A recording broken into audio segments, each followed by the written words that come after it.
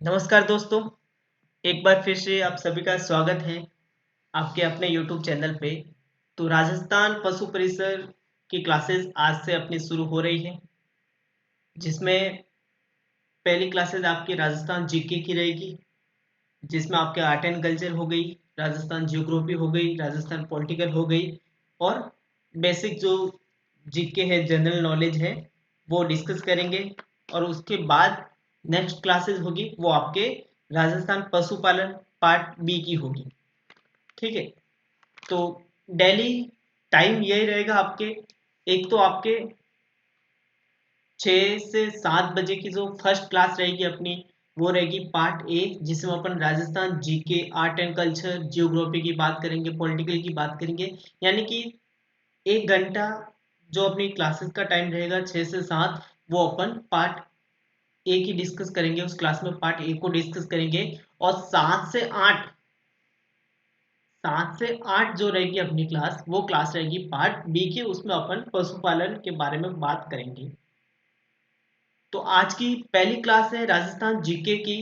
ये classes only for पशु परिसर वाले स्टूडेंट, उनके लिए ही नहीं है, बल्कि अगर आप तैयारी कर रहे हो बीएसटीसी की, या तैयारी कर रहे हो आप पीटीटी की, या तैयारी करना चाहते हो आप एलडीसी की, तो भी ये क्लासेस आपके लिए भी मोस्ट इंपोर्टेंट होने वाली है। क्योंकि राजस्थान का जो बेसिक जीके होता है ना, वो पशु परिसर, बीएसटीसी, पीटीटी सब में सेम होता है। राजस्थान का जो ये बेसिक जीके है, वो बीएसटीसी में भी आता है, पीटीटी में भी आता है और एलडीसी एग्जाम में भी आता है। तो यदि आप तैयारी करना चाहते हो, बीएसटीसी पीटीटी की भी तैयारी करना चाहते हो, तो ये आप सभी के लिए भी मोस्ट इंपोर्टेंट क्लास रहने वाली है। तो बिना स्किप किए हुए वीडियो को देखना है। और पशु परिसर वाले मेरे जितने भी साथी हैं, उन साथी को तो मेरा यही सजेशन है कि आप तो इस क्लास को ज्यादातर एंड तक देखना और ज्यादा देखना, क्योंकि आपके लिए तो मोस्ट इंपोर्टेंट इस पर अपन डिस्कस करेंगे। तो आज का पहला मॉडल पेपर है राजस्थान का सामान्य परिचय लेकर। मैं राजस्थान के सामान्य परिचय के रिगार्डिंग कुछ एमसीक्यूज लेकर आया हूं, जो आप सबके सामने डिस्कस करूंगा। ठीक है। आई होप, उम्मीद करूंगा कि आप सबको ये क्वेश्चंस बहुत अच्छे से समझ में आएंगे। और आपके कहीं ना कहीं जो राजस्थान जीके का जो डर रहता है, वो कहीं ना कहीं आपके इस क्वेश्चंस के माध्यम से क्लियर हो जाएगा। और आपको कहीं ना कहीं बेसिक सी नॉलेज, बेसिक सी जानकारी है, वो आपके समझ में आ जाएगी। तो चलिए दोस्तों, आज की क्लास अपन शुरू करते हैं। क्लास शुरू करने से पहले मैं आपको एक बार और बता देता हूँ, यदि आप जुड़ना चाहते हो हमारे साथ, तो आप हमारे सोशल मीडिया प्लेटफॉर्म के माध्यम से हमसे जुड़ सकते हो। जिसमें पहला सोशल मीडिया प्लेटफॉर्म हमारा यूट्यूब हो गया, जिससे आप ऑलरेडी कनेक्ट हो। और यदि नहीं हो तो चैनल को सब्सक्राइब करके जुड़ जाना हमसे। यदि आप हमारे टेलीग्राम चैनल से जुड़ना चाहते हो, तो टेलीग्राम चैनल से जुड़ जाना। टेलीग्राम चैनल में आपको क्या क्या सुविधाएं उपलब्ध होगी, तो टेलीग्राम चैनल पे हम daily to daily MCQ series, mock test, poll वगैरह करवाते हैं। और प्रत्येक क्लास की पीडीएफ पे हम सीधा टेलीग्राम चैनल पे प्रोवाइड करा देते हैं। तो टेलीग्राम चैनल से जुड़ना ना भूलिएगा। और डेली एजुकेशन से रिलेटेड सारी अपडेट हमारे इंस्टाग्राम चैनल पे हमें प्रोवाइड करा दी जाती है। तो ये 3 most important social media platform है जहाँ पे हम हैं। हमसे अगर आप जुड़ना चाहते हो, तो इन तीनों सोशल मीडिया प्लेटफॉर्म के माध्यम से भी आप हमसे जुड़ सकते हैं, हमें फॉलो कर सकते हैं। तो चलिए, आज की क्लास का पहला क्वेश्चन अपन डिस्कस करते हैं। आज की क्लास का पहला प्रश्न आप सबके सामने स्क्रीन पर ये रहा। आप सभी अपना अपना आंसर, अपना अपना जवाब कमेंट में देने की कोशिश करिएगा। जिसको भी आंसर आता है वो अपना कमेंट कीजिए, और जिसको नहीं आता है वो क्वेश्चंस को अच्छी तरह से समझे। मैं इतनी पूरी कोशिश करूंगा कि सारी क्लासेस, जितनी भी मैं क्लास लूंगा, उन सभी क्लास में मैं इतनी पूरी कोशिश करूंगा कि मेरे द्वारा जो भी आपको बातें बताई जाएगी, वो एकदम ऑथेंटिक, 100% सटीक बताई जाएगी। और मेरी क्लास देखने के बाद आपको किसी और यूट्यूबर्स या किसी और अदर प्लेटफॉर्म पर कोई भी कोर्स बेच लेने की जरूरत नहीं होगी। और मैं इतनी उम्मीद करूंगा और इतनी कोशिश जरूर करूंगा कि मैं जितने भी क्वेश्चंस लेके आऊंगा, वो एकदम इतने ऑथेंटिक क्वेश्चंस बना के आप सबके लिए लेके आऊंगा कि वो क्वेश्चंस कहीं ना कहीं 100 में से 60% तो एग्जामिनर के फेवरेट होंगे ही होंगे। ठीक है। तो आज की क्लास का पहला क्वेश्चन आप सबके सामने ये रहा। आज की क्लास का पहला क्वेश्चन आप सबके सामने ये रहा। सर्वप्रथम सन 1800 ईस्वी में राजस्थान के लिए राजपूताना शब्द का प्रयोग किस व्यक्ति के द्वारा किसने किया? सर्वप्रथम सन 1800 ईस्वी में राजस्थान के लिए राजपूताना राजपूताना शब्द का प्रयोग किसने किया? आप सबको जैसा कि पता होगा कि अब जो हमारा राजस्थान राज्य है उसका सबसे प्राचीन नाम है वो राजपूताना था। बीएसटीसी और पीटीटी में भी ये सवाल बहुत बार पूछा गया है, बहुत बार पूछा गया है। मोस्ट इम्पोर्टेंट और सबसे मोस्ट महत्वपूर्ण प्रश्न है, बहुत बार पूछा जाने वाला है क्वेश्चन। तो सर्वप्रथम राजपूताना शब्द का प्रयोग किस व्यक्ति के द्वारा किया गया? ऑप्शन देख सकते हैं आप। कर्नल जेम्स टॉड के द्वारा, जॉर्ज थॉमस के द्वारा, ए और बी दोनों इनमें से कोई नहीं। तो आप अपना आंसर देने की कोशिश जल्दी करिए। इसका राइट आंसर हो जाएगा आपके option number B. Option number B पर आप लॉक लगा दीजिए। ऑप्शन नंबर बी आपका राइट आंसर हो जाएगा। कई अब आपके मन में क्वेश्चन आया होगा कि सर हमने तो कर्नल जेम्स टॉड पढ़ा है, हमने तो कर्नल जेम्स टॉड पढ़ा है, कर्नल जेम्स टॉड ने भी बोला था, लेकिन सर्वप्रथम पूछा इसने, सबसे पहले पूछा है, तो सबसे पहले किस व्यक्ति ने दिया था? सबसे पहले जॉर्ज थॉमस ने दिया था। आई होप क्लियर होगा आप सभी को पहला क्वेश्चन। चलिए अगला क्वेश्चन आप सभी के स्क्रीन पर ये रहा। राजस्थान में कर्क रेखा के नजदीकी मुख्यालय कहाँ है? राजस्थान में कर्क रेखा के नजदीकी जिला मुख्यालय कहाँ है? जिला मुख्यालय है, सॉरी ना, कहाँ है नहीं है। राजस्थान में कर्क रेखा के नजदीकी जिला मुख्यालय दो कौन से हैं? तो ऑप्शन देख सकते हो आप। हनुमानगढ़, श्रीगंगानगर, डूंगरपुर, प्रतापगढ़, बांसवाड़ा, डूंगरपुर, धौलपुर, कोटा। ठीक है, तो क्वेश्चन देखने के बाद ऑप्शन भी आपको बहुत ही ध्यान से देखना है। एक एक ऑप्शन को आपको ध्यान से देखकर उस राइट आंसर का पता लगाना है। तो राजस्थान में कर्क रेखा के नजदीकी मुख्यालय, आप सभी को पता होगा कि राजस्थान में दो जिलों से होती हुई कर्क रेखा गुजरती है। वो दो जिले कौन से हैं? वो दो जिले हैं आपके बांसवाड़ा और डूंगरपुर। तो सिंपल सा जवाब है, जहां से रेखा गुजरती है, यानी कि जिस जिले से रेखा गुजरती है वही जिले नजदीक है, वही जिले इसके पास है। तो इसको राइट आंसर इसका हो जाएगा आपके option number C, Banswara Dungarpur. Banswara Dungarpur से ये रेखा है वो गुजरती है, और तो जिस जिले से गुजरती है तो वही जिले नजदीक हो जाएंगे। तो बांसवाड़ा डूंगरपुर सबसे नजदीकी मुख्यालय जिला है। और सबसे दूर जिला मुख्यालय जिला की बात करूं मैं, ये तो नजदीक हो गया ना। और सबसे दूर जिला मुख्यालय की बात करूं मैं, दूर जिला मुख्यालय कौन कौन से हैं? तो दूर जिला मुख्यालय आपके होंगे श्री गंगानगर और हनुमानगढ़। श्री गंगानगर और हनुमानगढ़ दूर जिला मुख्यालय की मैं बात करूं तो दूर जिला मुख्यालय, कर्क रेखा के सबसे दूर जिला मुख्यालय है आपके श्री गंगानगर और हनुमानगढ़। तो इस क्वेश्चन में आपके कम से कम दो या तीन टॉपिक आपके क्लियर हो रहे हैं, दो या तीन क्वेश्चंस भी क्लियर हो रहे हैं। सबसे पहला, तो राजस्थान में कर्क रेखा कहाँ से गुजरती है? बीएसटीसी और पीटीटी में भी पूछा जाता है क्वेश्चन, क्योंकि बेसिक जीके है। राजस्थान का सामान्य परिचय है, तो कहीं ना कहीं राजस्थान का सामान्य परिचय बीएसटीसी और जीके में भी, बीएसटीसी और पीटीटी में भी ये जीके आता है। तो यहाँ पे दो तीन क्वेश्चन आपके क्लियर होते हैं। पहला क्वेश्चन कौन सा है? पहला क्वेश्चन तो आपके ये क्लियर होता है कि राजस्थान में कर्क रेखा कहाँ से गुजरती है? तो बांसवाड़ा डूंगरपुर से गुजरती है। पहला एक क्वेश्चन तो ये हो गया। राजस्थान में कर्क रेखा के नजदीक जिला मुख्यालय कौन से हैं? तो बांसवाड़ा डूंगरपुर। दो क्वेश्चन ये हो गए। राजस्थान में कर्क रेखा के दूर, सबसे दूर जिला मुख्यालय कौन सा है? तो श्री गंगानगर और हनुमानगढ़। यानी कि कुल तीन क्वेश्चन यहाँ से आपके क्लियर हो रहे हैं। मोस्ट इंपोर्टेंट आज का ये सेकेंड क्वेश्चन आपका था। चलिए अगला क्वेश्चन आप सबके स्क्रीन पर ये रहा। दो देशांतर रेखाओं के मध्य का क्षेत्र कहलाता है। दो देशांतर के मध्य दो देशांतर रेखाओं के मध्य का क्षेत्र, बीच का क्षेत्र होता है, यानी कि जो क्षेत्र होता है वो क्या कहलाता है? तो ऑप्शन देख लेते हो आप। ऑप्शन देख सकते हो। गौरे, कोणीय दूरी देशांतर, क्षेत्र, कटिबंध जोन, काल्पनिक रेखा देशांतर। तो इसका राइट आंसर हो जाएगा आपका ऑप्शन नंबर ए, गोरे। दो देशांतर रेखाओं के मध्य का क्षेत्र है वो गोरे कहलाता है। ठीक है ना। मोस्ट इंपोर्टेंट क्वेश्चन है। आप सभी अपने अपने दोस्तों के साथ इस क्लास को शेयर जरूर कर देना और इस क्लास को लाइक जरूर कर देना, क्योंकि आज से ही अपन ये मॉडल पेपर सीरीज शुरू कर रहे हैं। मैं पूरा आपसे वादा करता हूं कि जब तक आपका एग्जाम नहीं होगा तब तक आपका हम साथ नहीं छोड़ने वाले हैं। आप बिल्कुल निश्चित रहे, बिल्कुल बिना टेंशन, बिना कोई लोड फ्री रहे, क्योंकि आपको ना तो कोई बेस लेने की जरूरत होगी ऑनलाइन, ना ही कोई कॉस्ट लेने की जरूरत है।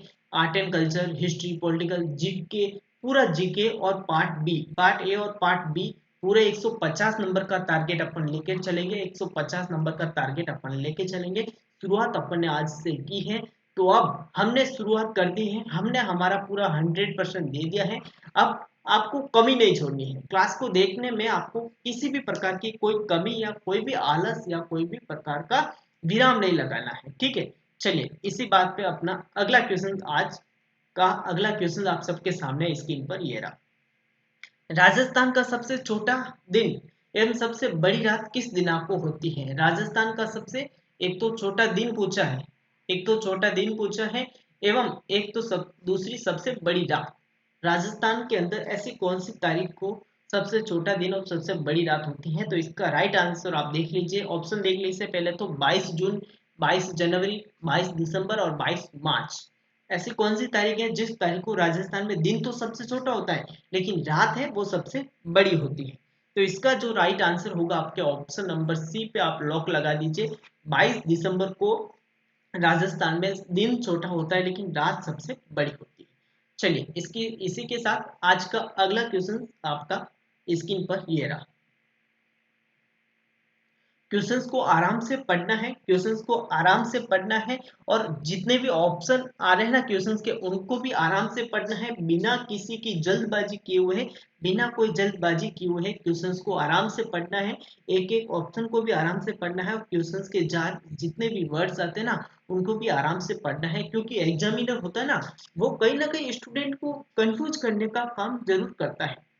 तो आपको आंसर आता है लेकिन आप जल्दबाजी में क्या है, जल्दबाजी में क्या है, सही आंसर की जगह गलत आंसर भर देते हो, फिर घर आके आप कहते हो कि सर हमने तो सही आंसर हमें आता था लेकिन हमने जल्दबाजी में कर लिया। तो जल्दबाजी तो बिल्कुल करनी ही नहीं है। अभी तक आपके पास खूब टाइम पड़ा है, मई या जून तक आपके एग्जाम होगा, क्योंकि आप सबको पता होगा कि लोकसभा चुनाव आ रहे हैं। लोकसभा चुनाव से पहले ये वैकेंसी, ये एग्जाम, इस भर्ती का एग्जाम होने वाला है नहीं, पशु परिसर का। तो मई या जून में आपके एग्जाम होंगे, तब तक आप सबके पास बहुत टाइम है, आप अपनी तैयारी निश्चित रूप से करिए। और मैं इतनी 100% कह सकता हूँ कि जो स्टूडेंट तैयारी अच्छे से करेगा उसका सिलेक्शन 100% होगा, ठीक है। हमने आप सभी के लिए सुविधा शुरू कर दी है, डेली क्लासेस अपन शुरू करवा दी है, ठीक है। अगला क्वेश्चन, राज्य की आकृति को विषम कोणीय चतुर्भुजाकार सर्वप्रथम किसने कहा? राज्य की आकृति है वो विषम कोणीय चतुर्भुजाकार है, वो सर्वप्रथम किसने कहा, किस व्यक्ति ने कहा? तो ऑप्शन देख लेते हैं अपन, TS. Hendley, colonel James Tod, George Thomas, इनमें से कोई नहीं। तो देखिए इसमें से दो ऑप्शन तो आप सबको पता होगा, वो दो ऑप्शन तो आप बाहर निकाल सकते हो पहले से ही, दो ऑप्शन तो आप सब बाहर निकाल सकते हो। एक तो कर्नल जेम्स टॉड हो नहीं सकता, एक जॉर्ज थॉमस हो नहीं सकता, क्योंकि जॉर्ज थॉमस ने तो राजपूताना शब्द का प्रयोग किया था, कर्नल जेम्स टॉड भी यही था। ये दो तो हो नहीं सकते, इनमें से कोई भी हो नहीं सकता, बचा पीछे कौन, टी.एच. हैंडले। तो इसका राइट आंसर हो जाएगा आपके option number A, TH. Handle, ठीक है। तो क्वेश्चंस को देखना और उनके ऑप्शन को भी देखना कि कहीं ना कहीं एग्जामिनर क्या कर रहा है हमारे साथ, वो भी आपको देखना है। चलिए इसके साथ ही आज का अगला क्वेश्चन आप सभी के स्क्रीन पर आप सभी के सामने ये रहा। राजस्थान राज्य की आकृति है, राजस्थान राज्य की आकृति है चतुर्भुजाकार, पतंगाकार, ए और बी दोनों, इनमें से कोई नहीं। तो देखिए इसमें चतुर्भुजाकार भी है और पतंगाकार भी है, ठीक है ना, चतुर्भुजाकार भी है और पतंगाकार भी है। तो इसका जो राइट आंसर हो जाएगा वो आपके ए और बी दोनों हो जाएगा, यानी कि ऑप्शन नंबर सी है वो राइट आंसर हो जाएगा। पतंगाकार भी लिख सकते हो आप, चतुर्भुजाकार भी लिख सकते हो। चलिए इसी के साथ आज का अगला क्वेश्चन अपना आप सभी के सामने स्क्रीन पर ये रहा। राजस्थान में राजस्थान में संभागीय स्तर राजस्थान में संभागीय व्यवस्था की सर्वप्रथम शुरुआत कब हुई? राजस्थान में संभागीय व्यवस्था की सर्वप्रथम शुरुआत कब हुई, किस तारीख को और कौन से मंथ में हुई? तो 30 मार्च 1949, 1 नवंबर 1956, 26 जनवरी 1987 और 17 मार्च 1962। बहुत ही most important questions, Rajasthan GK में सबसे महत्वपूर्ण क्वेश्चन। आप सभी अपना अपना आंसर देने की कोशिश करिए, और आंसर दे रहे हैं आप, बहुत अच्छा, वेरी गुड। आप सभी अपना अपना आंसर देने की कोशिश करें, प्रयास करें, भले गलत आंसर आए, भले नहीं भी आए, गलत भी दे, लेकिन एक बार देने की प्रयास तो करिए। ऑप्शन आप सबके सामने है, भले तुक्का लगाओ लेकिन एक बार लगाओ तो सही। यहाँ थोड़ा ना कोई नेगेटिव मार्किंग हो रही है, ये तो आप सभी की प्रैक्टिस के लिए है, यहाँ कोई नेगेटिव मार्किंग नहीं हो रही। यहीं से आप एक बार गलत करोगे, दो बार गलत दोगे, तीसरी बार अपने आप सही आएगा क्वेश्चन का आंसर। तो यहाँ से प्रैक्टिस करनी, ताकि वहां तुक्के लगाने की जरूरत नहीं पड़े। तो इसका जो राइट आंसर है वो आप सभी के सामने ये होगा 30 मार्च 1949। 30 मार्च 1949 को राजस्थान में संभागीय व्यवस्था की शुरुआत हुई थी, किसके द्वारा? हीरालाल शास्त्री के द्वारा। किसके द्वारा? हीरालाल शास्त्री जी के द्वारा राजस्थान में संभागीय व्यवस्था की सर्वप्रथम शुरुआत हुई थी। कब हुई थी? 30 मार्च। कब हुई थी? 30 मार्च 1949 में राजस्थान के एकीकरण के चौथे चरण में। जब राजस्थान के एकीकरण का कौन सा चरण चल रहा था? चौथा चरण। ठीक है, तो ये पॉइंट आप सबको ध्यान में रखना है। चलिए अगला क्वेश्चन आप सभी के सामने स्क्रीन पर ये रहा। प्रतापगढ़ 33वां जिला कब बना? प्रतापगढ़ आपका 33वां जिला कब बना और किसके द्वारा बना? यानी कि उस टाइम राजस्थान का मुख्यमंत्री कौन था वो भी अपन बात करेंगे। तो प्रतापगढ़ 33वां जिला कब बना? 26 जनवरी 2008, 1 नवंबर 2010, 4 जून 2005, 27 मार्च 2008। तो इसका राइट आंसर देने की कोशिश करें। ये तो बहुत ही सिंपल क्वेश्चंस हैं। आशा करूंगा कि आप सबको इस क्वेश्चंस का आंसर आता होगा और आप सभी इसका क्वेश्चंस का आंसर देने की कोशिश पूरी पूरी करेंगे। भले भले गलत आंसर आए कोई नहीं, लेकिन आप सभी अपना अपना कमेंट जरूर करिए। A B C D चारों में से एक ऑप्शन तो कमेंट करना है, तो कमेंट जरूर करिए। चलिए बहुत ही बढ़िया, आप सभी कमेंट कर रहे हैं, बहुत ही बढ़िया, अच्छा लग रहा है। क्लास को लाइक जरूर कर देना भाई साहब, क्लास को लाइक जरूर कर देना। और अपने पास जितने भी सोशल मीडिया प्लेटफॉर्म है आपके पास, व्हाट्सएप, फेसबुक, इंस्टाग्राम, वहां तक इस क्लास को जितना हो सके ज्यादा से ज्यादा इस क्लास को शेयर जरूर कर देना, ताकि कोई भी स्टूडेंट तैयारी कर रहा है उसको कहीं ना कहीं थोड़ी बहुत हेल्प मिल जाएगी। देखिए आप किसी का भला करोगे तो भगवान आपका भी भला करेगा। ठीक है, भगवान आपका भी भला करेगा। तो शेयर करने में थोड़ा ना कोई आपको पैसा देना पड़ता है या कोई किसी प्रकार का चार्ज देना पड़ता है। किसी की मदद करोगे आप तो पुण्य आपको मिलेगा। तो ऐसे स्टूडेंट जो तैयारी करना चाहते हैं लेकिन वो ऑनलाइन बैच कोर्स नहीं लेना चाहते हैं, नहीं ले पाते हैं किसी कारणवश, किसी रीजन वर्ष, तो उन स्टूडेंट तक इस क्लास को आप शेयर जरूर कर देना। तो प्रतापगढ़ है वो 33वां जिला कब बना आपके? तो इसका जो राइट आंसर हो जाएगा आपके ऑप्शन नंबर ए, 26 जनवरी 2008 को प्रतापगढ़ राजस्थान का 33वां जिला बना। उस टाइम जो आपके मुख्यमंत्री थे वो आपके वसुंधरा राजे थे। मुख्यमंत्री कौन थे? मुख्यमंत्री कौन थे आपके? वसुंधरा, है ना? एक सेकेंड है, उस टाइम आपके मुख्यमंत्री कौन थे? वसुंधरा राजे। चलिए राजस्थान का 33वां जिला प्रतापगढ़ कब बना? 24 जनवरी 2008 राइट आंसर इसका हो जाएगा। और उस टाइम राजस्थान की मुख्यमंत्री थी वो हमारे वसुंधरा राजे थी। ठीक है, चलिए अगला क्वेश्चन आप सबके सामने स्क्रीन पर ये रहा। राजस्थान के पूर्व मुख्यमंत्री श्री अशोक गहलोत ने 3 नए संभाग बनाने की घोषणा कब की? आप सबको पता होगा कि राजस्थान के अंदर पूर्व मुख्यमंत्री हमारे अशोक गहलोत जी ने जाते जाते राजस्थान को नई नई सौगातें दे के गए। यानी कि एक तो 19 जिले बनाए, नए 19 जिले बनाए और 3 नए संभाग बनाए। ठीक है, 19 तो नए जिले बनाए आपके और 3 नए संभाग बनाए। तो कब बनाए गए? पहले तो ये बताओ कि 3 नए संभाग बनाने की घोषणा है वो राजस्थान के पूर्व मुख्यमंत्री अशोक गहलोत जी ने कब की गई, कौन से मंथ में की गई और कौन से साल में की गई? तो ऑप्शन देख लीजिए आप। 17 मार्च 2023, 4 अगस्त 2023, 30 मार्च 2023, 26 जनवरी 2023। राइट आंसर देने की कोशिश करिए, आप सबको इसका आंसर आना चाहिए। बहुत ही सिंपल क्वेश्चन था।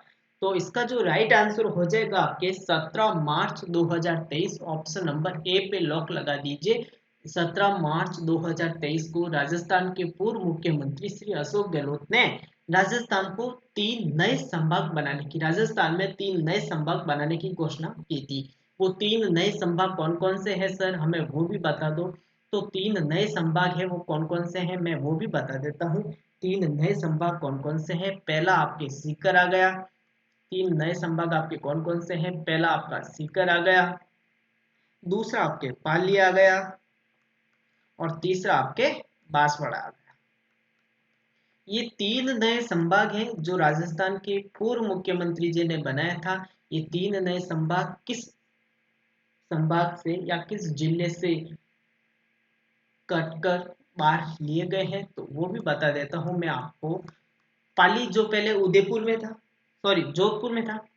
पाली जो पहले जोधपुर जिले में था वहां से लिया गया, जोधपुर संभाग में से पाली को लिया गया।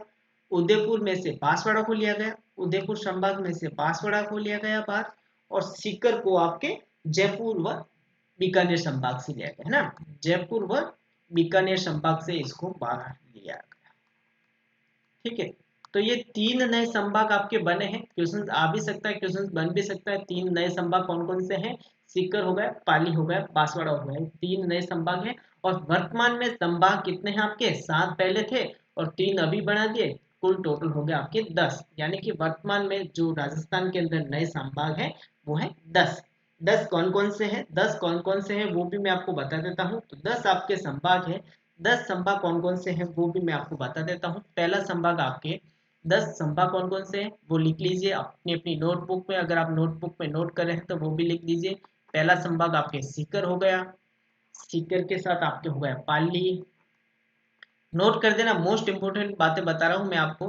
पाली हो गया, पाली के साथ आपके तीसरा संभाग हो गया बांसवाड़ा। 10 संभाग कौन कौन से हैं वो नोट कर लीजिए ना, ठीक है। अपनी अपनी नोटबुक में नोट करते रहना साथ साथ। चौथा हो गया आपके जयपुर और पांचवा हो गया आपके बीकानेर जो अभी अभी नया बना है, सॉरी उसके अंदर से लिया गया है ना। और छठा हो गया आपके अजमेर। 10 संभाग कौन कौन से हैं वो बता। सातवां हो गया आपके भरतपुर। अपने अपनी नोटबुक में नोट करते रहना, मोस्ट इंपोर्टेंट बातें मैं जो बता रहा हूँ वो लिखते रहना। कोटा हो गया, आठवां कोटा। और नम्मा आपके हो गया जोधपुर। नम्मा आपके हो गया जोधपुर और 10वां आपके हो गया उदयपुर। ठीक है, 10वां आपका उदयपुर। तो ये जो 10 संभाग हैं वो आपके राजस्थान के कुल टोटल इसमें 10 संभाग है। अब इसमें से 3 नए संभाग कौन से हैं? तो ये एक आपके सीकर, पाली, बांसवाड़ा, ये 3 नए संभाग है वो नए बनाए गए हैं। तो ये मोस्ट इंपोर्टेंट बातें जो मैं आपको बता रहा हूँ साथ साथ वो आप अपनी अपनी नोटबुक में नोट करते रहना। चलिए अगला क्वेश्चन बात करते हैं। अगला क्वेश्चन अपना आप सभी के सामने स्क्रीन पर ये रहा। अगला क्वेश्चन आप सभी के सामने स्क्रीन पर ये रहा, है ना।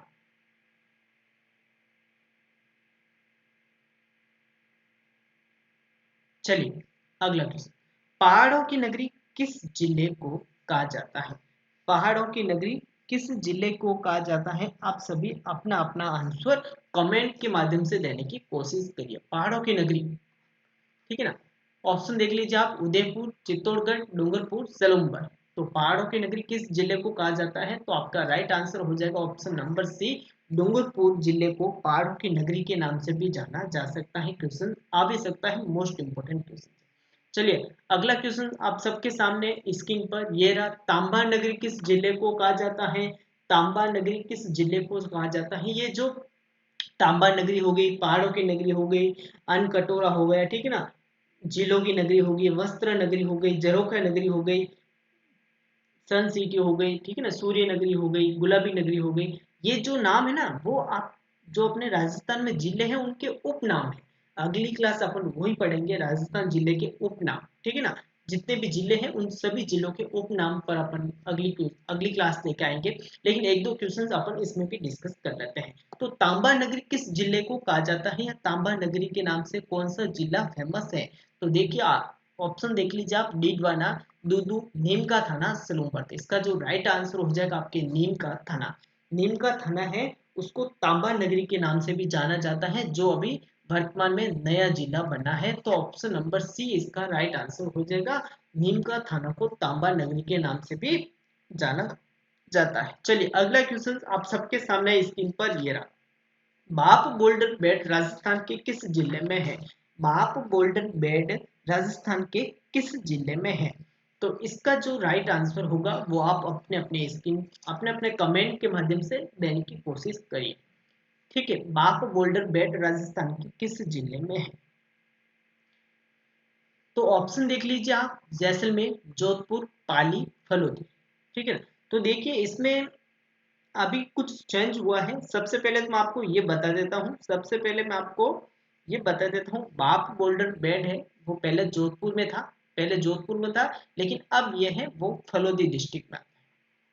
क्योंकि अब फलोदी को भी जिला बना दिया गया है ना, अब फलोदी को भी जिला बना गया है, तो अब ये है बाप गोल्डन बेड है वो फलोदी में आता है। ठीक है ना? तो इसका जो राइट आंसर अब होगा इसका जो राइट आंसर वो होगा फलोदी, यानी कि ऑप्शन नंबर डी आपके राइट आंसर। पहले जोधपुर था, लेकिन अब जो वर्तमान में है वो फलोदी जिले में है, बाप बोलते। ठीक है, चलिए अगला क्वेश्चन आप सबके सामने ये रहा। राज्य का अनकटोरा किस जिले को कहा जाता है? मोस्ट इंपोर्टेंट क्वेश्चन आप सबके सामने स्क्रीन पर ये रहा। राज्य का अनकटोरा किस जिले को या किस जिले को कहा जाता है, या राज्य का अनकटोरा के नाम से कौन सा जिला फेमस है? तो आप सभी अपना अपना आंसर देने की कोशिश करिए। मोस्ट इंपोर्टेंट क्वेश्चन है और सरल क्वेश्चन है। आई होप आप सबको ये क्वेश्चन जो मैं बता रहा हूँ उसके आंसर आ रहे होंगे, और नहीं भी आ रहे तो भी कोई घबराने की बात नहीं है। आप प्रैक्टिस करते रहिए, रोज डेली की डेली क्लास अटेंड करिए, आपकी प्रैक्टिस हो जाएगी तो आप अपने आप सॉल्व आपसे क्वेश्चन हो जाएंगे। तो ऑप्शन देख लेते हैं अपन, ऑप्शन देख लेते हैं, भीलवाड़ा, श्री गंगानगर, कोटा, अजमेर। तो इसका जो राइट आंसर होगा वो आपके होगा श्री गंगानगर को राज्य का अनकटोरा कहा जाता है। तो भीलवाड़ा को क्या कहा जाता है? भीलवाड़ा को क्या कहा जाता है? भीलवाड़ा को आपके वस्त्र नगरी कहा जाता है। कपड़ों की नगरी या वस्त्र नगरी किसको कहा जाता है? भीलवाड़ा को। ठीक है, भीलवाड़ा को आपके वस्त्र नगरी कहा जाता है, और कोटा को आपके औद्योगिक नगरी या औद्योगिक शहर कहा जाता है। कोटा को आपके औद्योगिक नगरी कहा जाता है, औद्योगिक नगरी। कोटा को आपके औद्योगिक नगरी कहा जाता है, भीलवाड़ा को वस्त्र नगरी कहा जाता है, और अजमेर को आपके राजस्थान का मक्का किसको कहा जाता है? अजमेर को। राजस्थान का मक्का किस जिले को कहा जाता है? तो अजमेर को कहा जाता है, राजस्थान का मक्का कहा जाता है, और साथ में अंडों की टोकरी भी कहा जाता है, अंडों की टोकरी भी कहा जाता है। ठीक है ना? तो ये दो या तीन क्वेश्चंस एक साथ मैंने आप सबको, इस एक क्वेश्चन में दो या तीन टॉपिक मैंने, दो या तीन महत्वपूर्ण बातें मैंने बता दी। चलिए आगे बढ़े। आज का अगला क्वेश्चन आप सबके सामने स्क्रीन पर ये रहा। राजस्थान में वर्तमान में कुल कितने संभाग हैं? राजस्थान में वर्तमान में कुल कितने संभाग हैं? तो टोटली, अब संभाग की बात करूं, मैंने अभी जस्ट बताया था आपको, वर्तमान में टोटल संभाग 7 है, 10 है, सॉरी ना, पहले 7 थे अब 10 है ना, पहले 7 थे अब 10 थे। इसका जो राइट आंसर हो जाएगा वो आपके ऑप्शन नंबर ए हो जाएगा ना। गलती से बी पे आ गया, क्योंकि पहले 7 थे तो 7 ही याद रहा। अब वर्तमान में आपके जो राजस्थान में संभाग है वो आपके 10 हो गए। पहले 7 थे, 3 और राजस्थान के पूर्व मुख्यमंत्री जी ने बना दिया, अशोक गहलोत जी ने, 10 संभाग बन गए। ये तो सिंपल सा क्वेश्चन था, लास्ट क्वेश्चन में ही अपन ने बता दिया था। चलिए आज का अगला क्वेश्चन आप सबके सामने स्क्रीन पर ये रहा। आप सभी अपना अपना आंसर देने की कोशिश करिए। जल दिवस कब मनाया जाता है? जल दिवस कब मनाया जाता है? सिंपल सा क्वेश्चन है, आप सबको इस क्वेश्चन का जवाब आना चाहिए। आप सबने पढ़ा भी हो रखा, पढ़ा पढ़ भी हो रखा होगा, लेकिन आप सबको इस क्वेश्चन का जवाब आना चाहिए। तो जल दिवस आपके 22 मार्च, 30 मार्च, 4 जून, 1 दिसंबर। तो इसका जो राइट आंसर हो जाएगा आपके ऑप्शन नंबर ए पर लॉक लगा दीजिए, ऑप्शन नंबर ए पे आप टिक लगा दीजिए। जल दिवस आपके 22 मार्च को, 2022 यानी कि 22 मार्च को आपके जल दिवस मनाया जाता है। चलिए आज का अगला क्वेश्चन आपके सबके सामने ये रहा। घंटियों का शहर किस जिले को कहा जाता है? घंटियों का शहर किस जिले को कहा जाता है? देखिए ये क्वेश्चंस आपको वहां डिस्कस करने में प्रॉब्लम करेंगे, वहां सॉल्व करने में दिक्कत करेंगे। आप आज इस क्वेश्चंस को हल्के में मत लेना, ये क्वेश्चंस आपको आपके सिलेक्शन से बाहर करवा सकते हैं। ये क्वेश्चन आपका सिलेक्शन या आपका सिलेक्शन या आपका सपना रोक सकते हैं। तो इन क्वेश्चंस को आप ज्यादा डिस्कस या ना ज्यादा प्रैक्टिस करना। तो घंटियों का शहर किस जिले को कहा जाता है, या घंटियों के शहर से किस घंटियों का शहर किस जिले को कहा जाता है, या घंटियों के शहर से कौन सा जिला जाना जाता है। तो ऑप्शन देख लेते हैं आप, सिरोही, बीकानेर, बूंदी, झालावाड़। तो इसका जो राइट आंसर हो जाएगा आपके ऑप्शन नंबर डी, झालावाड़ जिले को राजस्थान का घंटियों का शहर भी कहा जाता है। चलिए आज का अगला क्वेश्चन, औजारों का शहर किस जिले को कहा जाता है। औजारों का शहर किस जिले को कहा जाता है। आप सभी अपना अपना आंसर कमेंट में जरूर लिखिएगा। औजारों का शहर किस जिले को कहा जाता है। तो ऑप्शन देख लीजिए आप, कोटा, जयपुर, नागौर, अजमेर। तो इसका जो राइट आंसर हो जाएगा आपके, इसका जो राइट आंसर हो जाएगा वो आपके औजारों का शहर ऑप्शन नंबर सी। इसको औजारों का शहर भी कहा जाता है और साथ में इसको धातु नगरी भी कहा जाता है। औजारों का शहर और धातु नगरी, दो नामों से ये जिला जाना जाता है। ठीक है, ये बात आपको कोई नहीं बताएगा, ये बात आपको कोई भी यूट्यूबर्स या फिर कोई भी टीचर्स नहीं बताएगा।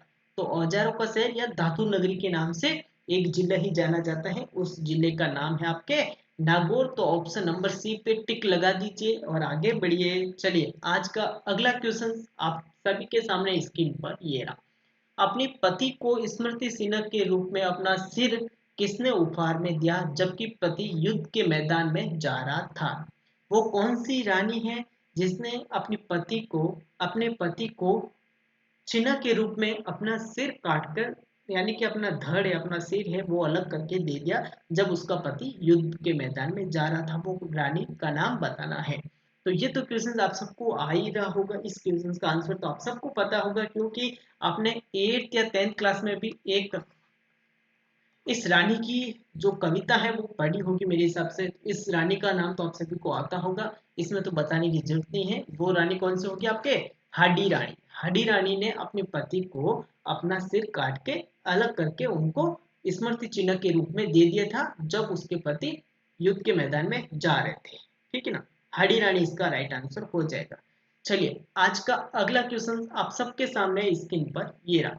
सबसे कम जनसंख्या वाला जिला है, सबसे कम जनसंख्या वाला जिला है। ठीक है, सबसे कम जनसंख्या वाला जिला है 2011 की जनगणना के अनुसार। यहाँ लिखा नहीं है, 2011 की जनगणना के अनुसार है ना, 2011 के अनुसार।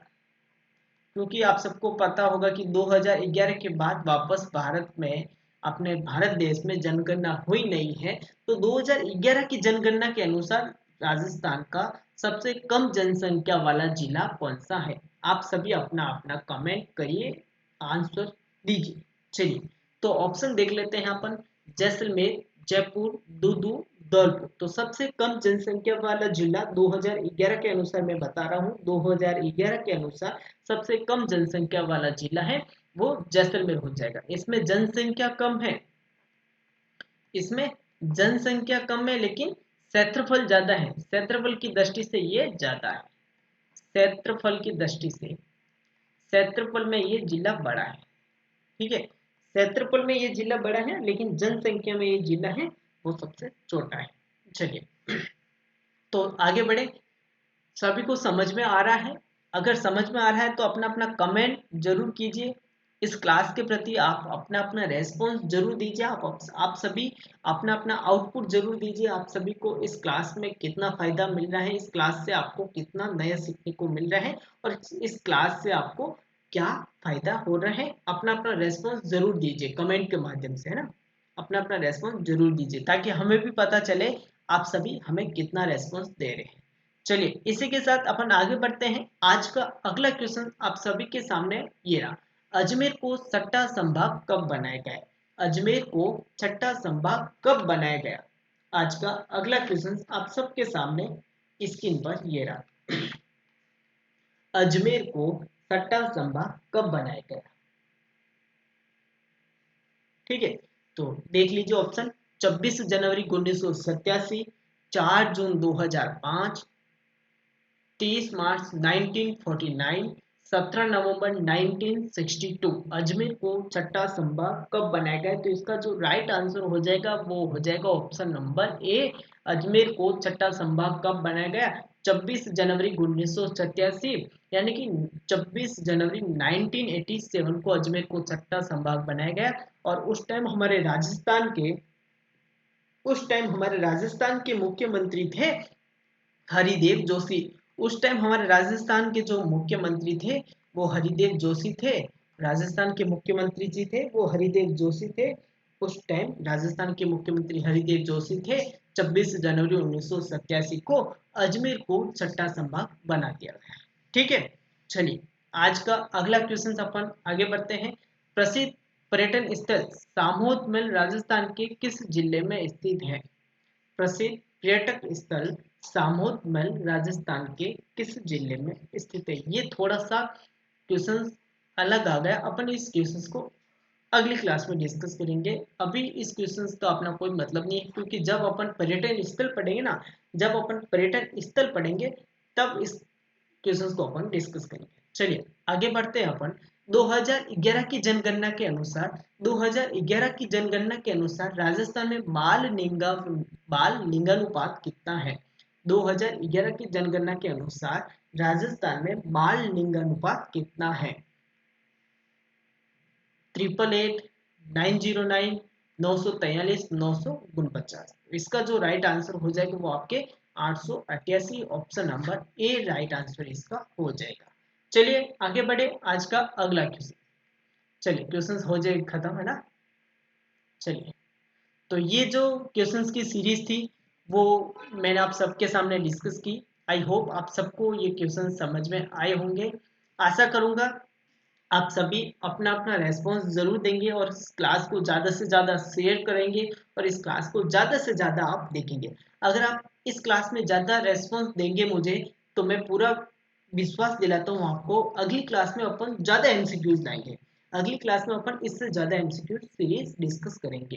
तो यदि आप इस क्लास की पीडीएफ पाना चाहते हो तो आप हमारे टेलीग्राम चैनल से जुड़ जाना, जिसकी लिंक डिस्क्रिप्शन में दी गई है, जहाँ पे आपको टेलीग्राम चैनल पे इसकी पीडीएफ है वो मिल जाएगी। अगर क्लास अच्छी लगी हो तो क्लास को लाइक जरूर कर देना, और यूट्यूब चैनल पे नए हो, ऐसे ही क्लास डेली पाना चाहते हो तो आप हमारे यूट्यूब चैनल को सब्सक्राइब कर सकते हो। बेल आइकन घंटी को प्रेस करके नोटिफिकेशन ऑन कर देना, ताकि जब भी क्लास आए, जब भी क्लास होगी उसका नोटिफिकेशन आपको सबसे पहले मिल जाएगी। और यदि आप हमसे इंस्टाग्राम चैनल के माध्यम से भी हमसे जुड़ना चाहते हो तो इंस्टाग्राम चैनल से भी आप हमसे जुड़ सकते हो। इंस्टाग्राम चैनल पे भी हम उपलब्ध हैं। तो चलिए दोस्तों, एक बार फिर से आशा करूंगा आप सबको इस क्लास से कुछ न कुछ फायदा जरूर मिला होगा। एक जाते जाते दो लाइन आप सबके लिए जरूर कहना चाहूंगा। सफलता का सफर में कई मुद्दे आते हैं, लेकिन आपकी मेहनत और उम्मीद अगर मजबूत हो तो आप हर मुद्दे को पार कर सकते हैं। ठीक है, तो चलिए एक बार पुनः आप सभी का बहुत बहुत धन्यवाद। आप सभी ने अपने कीमती समय में 2 मिनट का समय हमारे लिए निकाला और इस क्लास को एंड तक देखा, एंड तक इस क्लास में बने रहे। तो चलिए मिलते हैं नेक्स्ट क्लास में एक अलग एमसीक्यू सीरीज के साथ। तब तक आप सब मस्त रहे, स्वस्थ रहे, पढ़ते रहे, आगे बढ़ते रहे। जय हिंद, जय भारत, धन्यवाद।